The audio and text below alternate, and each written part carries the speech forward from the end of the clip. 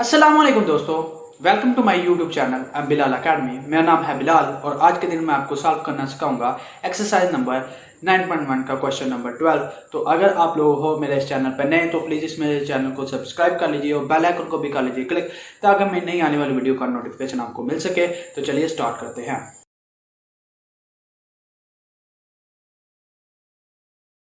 तो स्टेटमेंट में ये कहा जा रहा है कि assuming the average distance of this earth from the sun to be 148 multiply by 10⁻6 kilometre.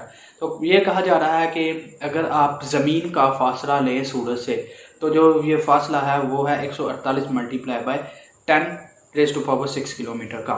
और जो angle subtended by the sun at the eye of the person on the earth to be of measure 9.3 multiply by 10⁻³ radian. और अगर आप ज़मीन पे खड़े होकर सूरज को देखते हैं तो आपकी आंख का जो एंगल सूरज को देखने में बनता है वो बनता है 9.3 मल्टीप्लाई बाय 10⁻³ रेडियन। तो आपने क्या करना है, find the diameter of the sun. तो आपने सन का जो डायमीटर है वो फाइंड आउट करना है। फर्स्ट कर लीजिए कि ये एक सूरज है और ये एक ज़मीन है। तो असल में होता ये है कि जो ज़मीन है वो सूरज के गिर्द गोल दायरे में घूमती है और चक्कर लगाती रहती है, और सूरज और ज़मीन के दरमियान का फासला है 148 मल्टीप्लाई बाय 10⁻6 किलोमीटर। लेकिन अगर आप ज़मीन पे खड़े हैं और सूरज को देख रहे हैं तो ऐसा आपको हरगिज़ महसूस नहीं होता कि ज़मीन घूम रही है सूरज के गिर्द, लेकिन बल्कि आपको ये लगता है कि जो सूरज है वो ज़मीन के गिर्द मूव कर रहा है, कुछ इस तरह से सर्कुलर पाथ में। तो आपने इसी तरह ही फर्ज कर लेना है कि जो सूरज है वो ज़मीन के गिर्द मूव कर रहा है और आप सूरज को देख रहे हो, और जो सर्कुलर पाथ है वो कुछ इस तरह से बन रहा है, यानी कि सर्कुलर पाथ में सूरज मूव कर रहा है और जो ज़मीन है वो सर्कल है। ये आपने फर्ज कर लेना है, ऐसा होता नहीं है। रियल में जो सूरज है वो सर्कल होता है और ज़मीन सूरज के गिर्द मूव करती है। लेकिन यहाँ पे आपने ये फर्ज कर लेना है कि सूरज मूव कर रहा है, क्योंकि अगर हम ज़मीन पे खड़े होकर देखें तो हमें ऐसा ही लगता है। इसीलिए मैंने एक सर्कुलर पाथ कंसिडर कर लिया है। अब अगर मैं इस आंख को इस सर्कल का सेंटर मान लूं तो इस सेंटर से लेके इस सर्कल की बाउंड्री तक का फासला क्या होगा, रेडियस। और उसने हमें बताया हुआ है कि अर्थ से सन का फासला 148 मल्टीप्लाई बाय 10⁻6 है। तो ये जो आंख है ये अर्थ के ऊपर मौजूद है, तो अर्थ से सूरज का फासला रेडियस कहलाएगा जो कि 148 मल्टीप्लाई बाय 10⁻6 है। अब जो ये रेडियस है वो इतना ज्यादा है, 148 मल्टीप्लाई बाय 10⁻6 है। ये बहुत बड़ी फिगर होती है। ये इससे इतना बड़ा सर्कल बनेगा कि ये जो आर्क है वो यहाँ की जो आर्क है वो आपको एक सीधी सी लाइन नजर आएगी, वो आपको एक सर्कुलर लाइन नहीं नजर आएगी, बल्कि ये एक सीधी लाइन होगी, क्योंकि रेडियस इतना ज्यादा है।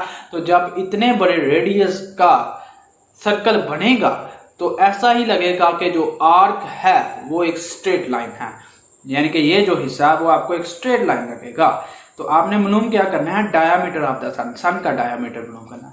तो डायामीटर को पहले मैं डिफाइन कर देता हूँ कि एक सर्कल है और उसका अगर एक सेंटर कंसीडर कर लूँ तो इस सेंटर में से जो लाइन गुजरेगी उसका जो फासला होगा उसको डायामीटर कहते हैं। इसी तरह कई लाइनें गुजर सकती हैं सेंटर से, ये भी सेंटर से गुजर रही है तो इसका जो फासला होगा वो भी डायामीटर होगा। ये लाइन है ये भी सेंटर से गुजर रही है, इसका फासला भी डायामीटर होगा, ये इसका भी जो फासला है वो भी डायामीटर होगा।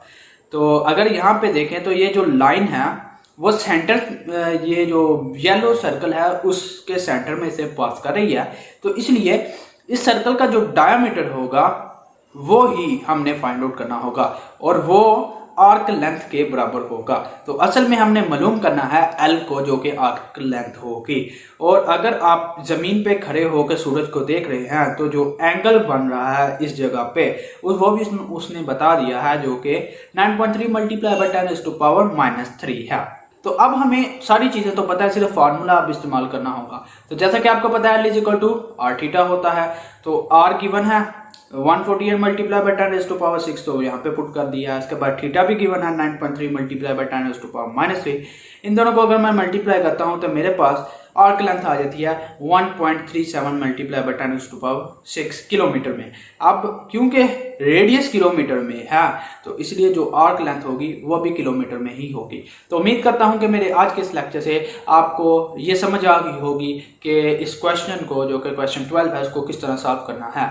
तो अगर आपको मेरी ये वीडियो आई है पसंद तो प्लीज़ मेरे इस चैनल को कर लीजिए सब्सक्राइब और बेल आइकन को भी कर लीजिए क्लिक, ताकि मैं नई आने वाली वीडियो का नोटिफिकेशन आपको मिल सके। अल्लाह हाफिज़।